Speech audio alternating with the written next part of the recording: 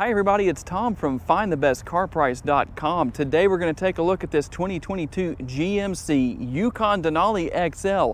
It has an exterior color of onyx and the interior is going to be teak and light shale. A very elegant look, to say the very least. And the sticker price on this particular model is $74,390. Let's take a look at exactly what you get for that price. From the front, we can see the very bold look, that classic GMC logo with that nice, aggressive, but yet kind of that touch of elegant look of this grille that you'll find on the Denalis. Very nice looking LED lights everywhere you look. So LED headlights. You're going to have the LED daytime running lights, LED fog lights down there on the rear portion, turn signal indicators built into these power folding side view mirrors, as you can see right there. And we'll work our way around to the rear to reveal additional LED lights with the LED tail lights. Towing numbers come in with this two-wheel drive model at a max of 7,900 pounds. What motivates that? Let's take a look at what's under the hood. If you are not a fan of the 5.3 liter V8, well, you're in a good position here, because what you will find under the hood is the 6.2 liter V8. 420 horsepower, 460 foot-pounds of torque, made it to a 10-speed automatic transmission.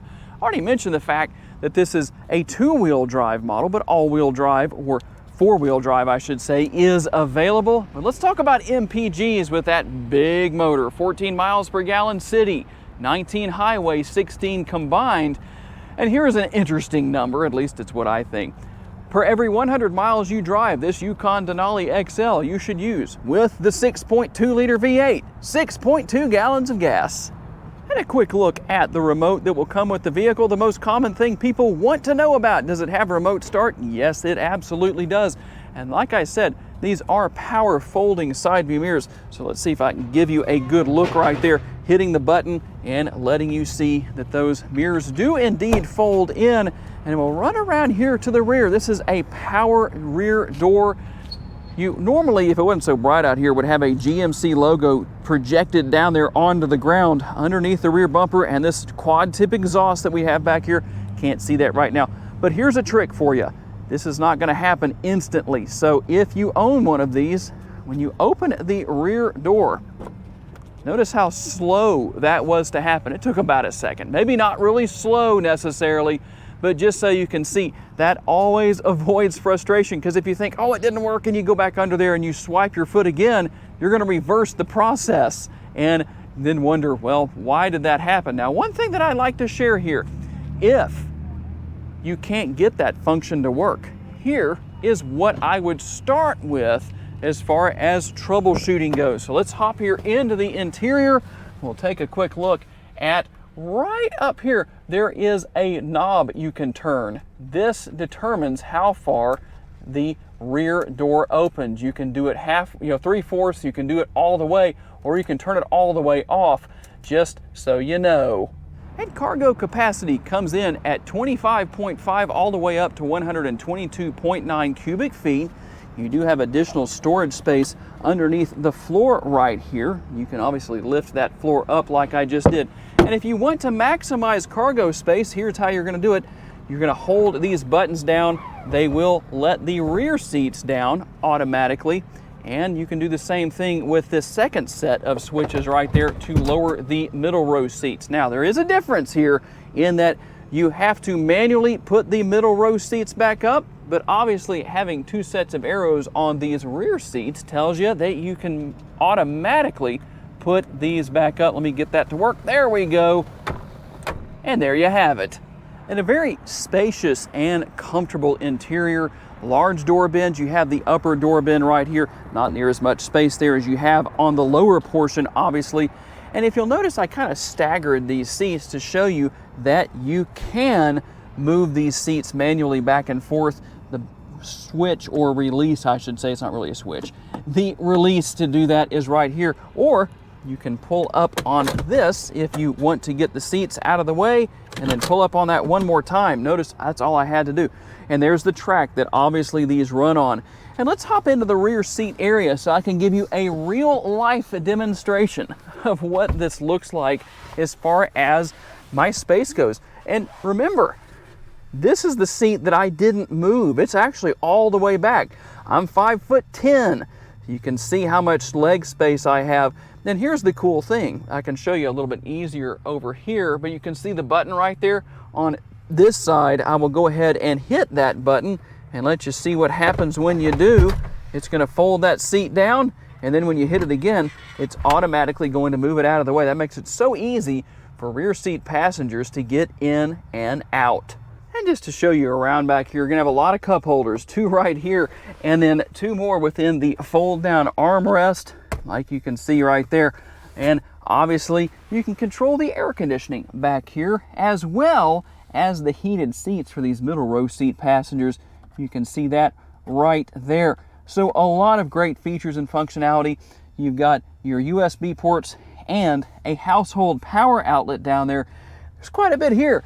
We're just getting started within the interior. Let's hop into the front seat and see what's there. And there's not much else to report additional on the driver's side door than what we saw in those rear doors, but you will see seat memory right here, and we showed that you can fold in those power folding side view mirrors. Here you're going to have quite a few things: power parking brake, different safety features you can turn off or back on, and the controls for your heads up display. You can also control the headlights and your driving modes right here. And I really like the graphics that come up.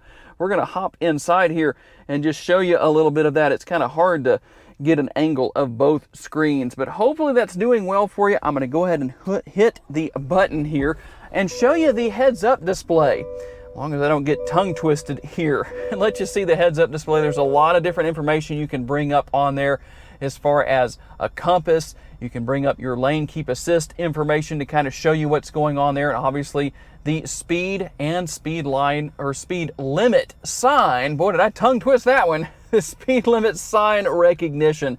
And here you go, seeing what's on the dashboard. A very nice dashboard, great graphics right there. And everything for your cruise control, the adaptive cruise control, and obviously voice commands and other features right here. And something that's very interesting here that I get a lot of varying comments on: the push button shifter. Do you like it? Do you not? And tell me why you gave the answer you did. And we'll put it into reverse with that push button shifter. Actually, it's kind of a push and pull, because you pull it to go into reverse, you push it to go into neutral, pull to go into drive, and push to go into park. And so, just so you know what's there. But we'll go back to what we were originally talking about there. The multiple views of the cameras around the vehicle. Even though this vehicle is so big, you won't have trouble getting around with it, that's for sure. So a very nice look. You've got that overhead 360 degrees right there.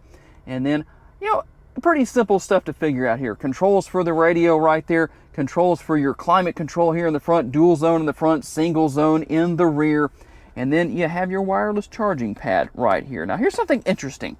If you said to yourself, well, I really would like to charge 2 phones at once, whether it's you and the passenger, or you have a work phone and your personal phone. Well, you've got the charger right here, but you can buy an aftermarket charger and have it put in right here. It plugs into a 12-volt power outlet, a really nice feature. And if you want to conceal away your connectivity with your USB and your 12-volt power outlet right there, well, that's easy to do. You can do the same thing with the cup holders right there, and boom, you're done. Very easy. And a very large, kind of a multitasker lid here, because it's also the armrest, but for the driver and passenger, but also the lid for the console. So let's take a look at exactly what you have in here. You got that removable tray and a very deep console there, and even more USB connectivity right there. There is a lot here. This is a fantastic model for what you get, and it's not the highest end. There are options that are available for these Yukon Denalis that this particular model doesn't have. So tell me down in the comments, if you're going to buy one of these Denalis, how are you going to spec it out? I'm curious to know. To learn more about the model in today's video, visit the link in the description for a detailed comparison between trims and pricing for the vehicle we featured or any vehicle you may be interested in. These pages feature information such as our recommended trim level based on price, value, and features. Thank you for taking the time to watch today's video. We look forward to seeing you next time.